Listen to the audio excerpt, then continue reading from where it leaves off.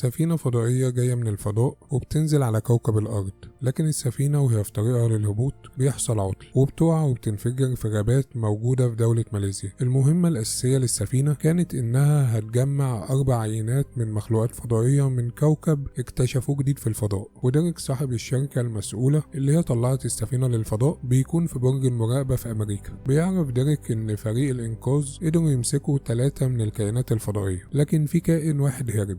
وفي الوقت ده واحد من رواد الفضاء اللي كانوا على المكوك بيكون لسه عايش. فريق الإنقاذ بينقلوا بالإسعاف للمستشفى، لكن في عربية الإسعاف بيكتشفوا إن الكائن الهربان ده دخل في جسم رائد الفضاء المصاب. بعدها الكائن الفضائي بيخرج من جسم رائد الفضاء وبيتنقل لجسم الممرضة اللي معاه في الإسعاف. الكائن بيقتل سواق العربية والعربية بتتقلب، وبعد شوية الممرضة بتخرج من العربية وكل جروحها بتخف على طول وبتبقى سليمة كأن ما حصلهاش حاجة. الممرضة بتبدأ تمشي في المدينة وهدفها توصل لمقر شركة ديريك في سان فرانسيسكو، وهي في طريقها بتدخل سوق كبير وبتشوف ست عجوزة. الكائن الفضائي بيسيب جسم الممرضة وبينقل نفسه لجسم الست العجوزة. الست العجوزة بتوصل للمطار وبتبدأ تدور على حد مسافر سان فرانسيسكو. الكائن الفضائي بيختار طفلة صغيرة وبينقل نفسه لجسمها وهي في الحمام. في اليوم اللي بعد كده في سان فرانسيسكو بيكون في صحفي اسمه إيدي بيصحى من النوم في شقته. إيدي بيعيش مع حبيبته آني اللي بتكون شغالة محامية في شركة معروفة. إيدي بيروح شغله في المجلة اللي بيشتغل فيها. مديره بيبلغه إنه هيكلفه بموضوع مهم، وهو إنه يعمل مقابلة مع ديريك صاحب شركة الاكتشافات الفضائية. إيدي بيخرج مع آني حبيبته وبيقول لها عن المقابلة، وبيطلع إن هي كمان بتشتغل محامية في نفس الشركة بتاعت ديريك. بالليل إيدي بيصحى وبيلاقي لابتوب آني مفتوح وبيشوف إيميل فيه معلومات خطيرة عن قضايا تخص تجارب سرية بتعملها شركة لايف اللي هي الشركة بتاعت ديريك، وبيعملوا التجارب دي على مجموعة من البشر. تاني يوم الصبح إيدي بيروح يعمل مقابلة مع ديريك، وإيدي بيسأله عن المشروع الفضائي والتجارب اللي بيعملها على البشر،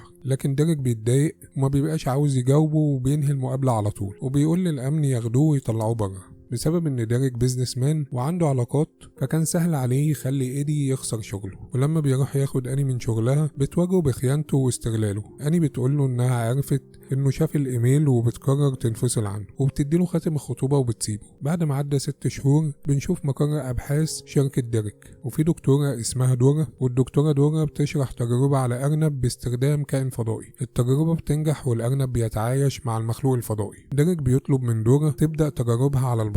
ما بتبقاش عاوزة تعمل كده بس بتوافق لانها عارفة انه ممكن يأذيها. اول تجربة على متطوع بشري بتفشل. المتطوع جسمه مش بيستحمل الكائن الفضائي وبيموت، لكن ديريك بيطلب يكملوا التجارب مهما حصل. في نفس الوقت إيدي بيكون عايش في شقة على قد حاله وعليه ديون قد كده، بيدور على شغل في كل مكان لكن مش بيلاقي حاجة. في السوبر ماركت دورا بتقابله وبتديله كارت فيه رقمها، لكن لما بيعرف ان هي شغالة مع شركة لايف بيسيبها ويمشي. لكن دورا بتجري وراه وبتوقفه، بتقوله انها عندها دليل ان ديريك بيعمل تجارب على البشر، وبتكشف له انه بيستغل الناس الفقراء وبيديهم فلوس عشان يوافقوا ان هم يعملوا التجارب دي. بتطلب من إيدي يساعدها ان هي توقف ديريك لانها لو حاولت لوحدها حياتها هتكون في خطر. إيدي بيقول لدورا ان حياته اتدمرت بسبب اللي حصل مع ديريك قبل كده، وبيقول لها تدور على حد تاني يساعدها، وبياخد بعضه وبيمشي. إيدي بيبدأ يمشي في الشوارع وما بيبقاش عارف هيروح فين. فضل ماشي لحد ما لقى نفسه وصل على كوبري ضخم وعينه بتيجي على مقر شركة ديريك. في اللحظة دي بيراجع نفسه وبيقرر انه يتصل بدورا تاني. بعد شوية دورا بتجيله بعربيتها وإيدي بيركب معاها وبيمشوا في الطريق لحد ما بيوصلوا شركة ديريك. أول ما بيدخلوا دورا بتحكي له عن الكائنات الفضائية اللي ديريك اكتشفها. بتوضح له إن ديريك بيدور على جسم بشري يستحمل ويتعايش مع الكائن الفضائي وهو جواه. في الوقت ده واحد من الأمن بيظهر فجأة. دورا بسرعة بتفتح باب المعمل لإيدي وبتخليه يدخل، وهي بقى بتروح تتكلم مع الأمن عشان محدش يلاحظ أي حاجة. وإيدي وهو جوه أوضة التجارب بيطلع موبايله وبيصور كل حاجة بتحصل. وفجأة بيشوف ماري اللي هي بياعة الجرايد اللي بيكون عارفها وساكنة في نفس المنطقة بتاعته واللي مختفية بقالها فترة. ماري بتكون مرعوبة وبتطلب منه يساعدها ويخرجها من المكان ده. إيدي بيحاول يفتح باب الأوضة عشان يخرجها، لكن فجأة جرس الإنذار بيشتغل في المختبر كله. على طول إيدي بيجيب طفاية الحريق وبيكسر بيها إزاز أوضة التجارب، لكن بدل ما ماري تطلع بتهاجمه والكائن الفضائي اللي جواها بينقل نفسه لجسم إيدي. بعدها إيدي بيروح يدور على آني لأنها الشخص الوحيد اللي بيحس إنه ممكن يثق فيه. بيوصل للمنطقة بتاعتها وبيلاقيها قاعدة في مطعم جنب بيتها. كانت قاعدة قاعدة مع واحد اسمه دان اللي بيطلع بيشتغل دكتور. إيدي بيدخل المطعم وبيقول لآني إنها الوحيدة اللي يقدر يلجأ لها وبيثق فيها، لكن آني بتحس إن حالته مش طبيعية وبتلاحظ إنه سخن جدا وكأنه مش في وعيه. فجأة إيدي بيبدأ يحس إنه جعان جدا وبياكل أي حاجة قدامه على ترابيزات الزباين. مديرة المطعم بتحاول تجيب الشرطة لكن دان بيوقفها وبيقول لها إن هو دكتور وإن إيدي مريض وحالته تستدعي تدخل طبي. بسبب إن إيدي سخن جدا بيروح وبينط في الحوض بتاع السمك اللي موجود في المطعم، بيمسك استاكوزا حية وبياكلها قدام كل الناس بطريقة مرعبة. بعد شوية إيدي بيغمى عليه وبيصحى في عيادة دان. أول ما بيفوق بيسأل دان هو في إيه وإيه اللي حصل. دان بيطمنه وبيقول له إنه موجود في العيادة بتاعته وإن هيعمل له فحص بالرنين المغناطيسي عشان يعرف إيه اللي بيحصل له بالظبط. لكن بمجرد ما جهاز الرنين بيشتغل جسم إيدي بيبدأ يترعش بشكل مرعب. دان بسرعة بيوقف الجهاز عشان يطمن عليه. إيدي بيقوم من على الجهاز ودان بيطمنه إن الفحص طبيعي ومفيش أي قلق من حالته. دان بيفكر إن حالة إيدي سببها فوبيا الأماكن الضيقة وبيقول له يمشي دلوقتي على البيت عشان يريح جسمه شوية. أول ما إيدي بيوصل شقته بيبدأ يتعصب بسبب صوت الجيتار العالي اللي جاي من شقة جاره. بيروح لجاره وبيطلب منه يوطي الصوت لكن بيرفض وبيقول له انه حر ويعمل اللي هو عاوزه. ملامح وش إيدي فجأة بتتغير وبيتحول لوحش مخيف. جاره بيترعب وفي ثانية بيكون موطي الصوت على طول عشان إيدي يسيبه. إيدي بيرجع شقته لكن بعد شوية بيلاقي حد بيخبط على الباب. بيفتح الباب وبيلاقي رجالة ديريك واقفين بأسلحته وبيقولوا له يسلم نفسه. إيدي بيرفع إيده كأنه هيستسلم لكن الكائن اللي جواه بيتحكم فيه، بيخليه ينزل إيده كل ما بيحاول يرفعها، والكائن ده بيرفض فكرة الاستسلام.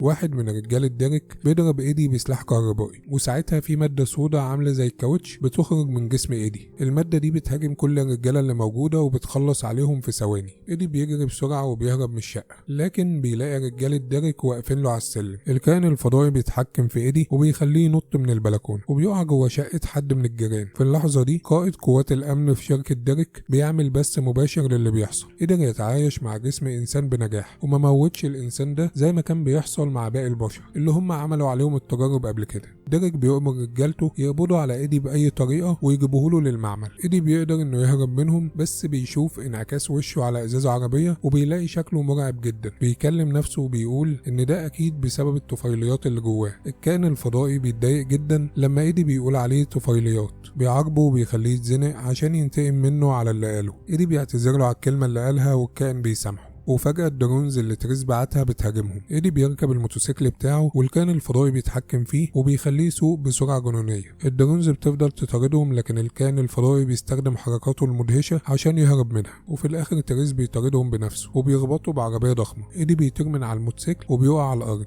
تريس بينزل من عربيته وواثق إنه أخيرا سيطر على إيدي، وفجأة إيدي بيتحول لوحش مخيف جدا وبيهجم على رجال ديريك. بيمسك واحد منهم وبيقطم راسه وبياكلها قدام الباقيين. بعدها إيدي بيجري بسرعة جامدة وبينط فوق المباني والعربيات. بينزل على البحر وبيمشي في المية بسرعة عالية جدا. بمجرد ما بيوصل إيدي بيتحول تاني لشكله الطبيعي، بس بيلاحظ إن رجله اللي كانت مصابة بقت سليمة وكأن ما كانش فيها أي حاجة. في اللحظة دي بيظهر الكائن الفضائي وبيتكلم مع إيدي، بيقول له إن اسمه فينوم، وفينوم بيقول لإيدي على الحقيقة إن البشر مش هما اللي اكتشفوا الكائنات الفضائية، والعكس هو اللي حصل. الكائنات الفضائية هي اللي بتكتشف البشر. وبيشرح له إن عاوز يوصل لصاروخ ديريك الفضائي. في نفس الوقت ده ديريك بيعاقب 2 من علماء شركته لأنهم فشلوا يحافظوا على الكائن الفضائي اللي كان جوه جسم دورا واللي هي ماتت بسببه. وفي نفس اللحظة بتوصل للشركة الطفلة اللي كان الكائن الفضائي مستخبي جواها من ماليزيا. طفلة بتدخل المكتب والكائن الفضائي بينقل نفسه لجسم ديريك، والكائن ده بيكون اسمه رايوت. بيتكلموا سوا ورايوت بيقول له إن في ملايين من الكائنات الفضائية على كوكبهم وبيوعدوا إنهم هيبقوا تحت أمرهم لو اتحدوا مع بعض، وبيشرح له إن خطتهم هينقلوا كائنات فضائية من كوكبهم للأرض.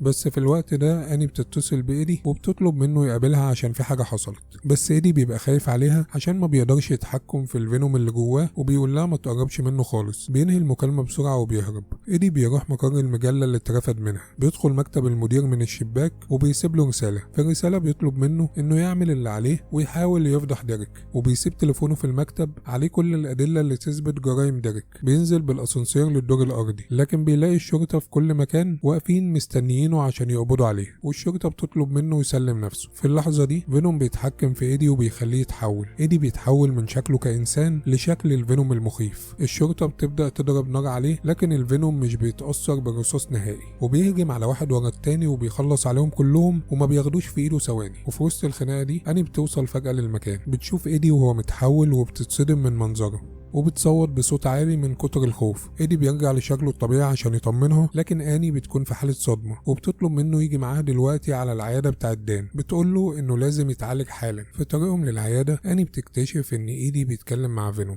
بتبقى مصدومة من اللي بيحصل ما بينهم. اول ما بيوصلوا العيادة فينوم بيتعصب لما بيسمع دان بيقول عليه طفيلي. هي الكلمة دي بتعصبه جدا. فجأة بيمسك دان وبيبقى عاوز يخلص عليه، لكن اني بتقدر ان هي تتصرف بسرعة وبتشغل جهاز موجات الرنين، والصوت العالي اللي بيطلع من الجهاز ده فينوم ما بيستحملوش، والصوت ده بيخليه انه يخرج من جسم ايدي وبيتحبس في الاوضه بتاعه الفحص. ايدي بيطلع من العياده ولسه مش فاهم ايه اللي بيحصل. في نفس الوقت فينوم بيهرب من فتحه التهويه اللي في السقف وبيدخل في جسم كلب كان موجود في العياده. ايدي وهو ماشي عشان يخرج بيلاقي تريس ورجالته مستنيينه عند الاسانسير وبيحقنوه بماده مخدره وبيخطفوه عشان يودوه لديريك الكلب اللي فيه فينوم. بيروح عند اني، وفي اللحظه دي فينوم بينقل نفسه لجسم اني. بعد شويه ايدي بيفوق من المخدر، بيلاقي نفسه متكتف وديريك واقف قدامه، وديريك بيسأله عن مكان فينوم، لكن ايدي بيرفض يتكلم. فجأة ديريك بيتحول وبيظهر الكائن الفضائي اللي جواه. المنظر ده بيخوف ايدي جدا، بس ديريك بيرجع لشكله الطبيعي وبيؤمر تريس ورجالته ان هم يخلصوا على ايدي. بياخدوه الغابة عشان يخلصوا عليه، لكن فجأة فينوم بيجي مع اني وبيكون جوه جسمها وبيخلص على رجالة ديريك كلهم.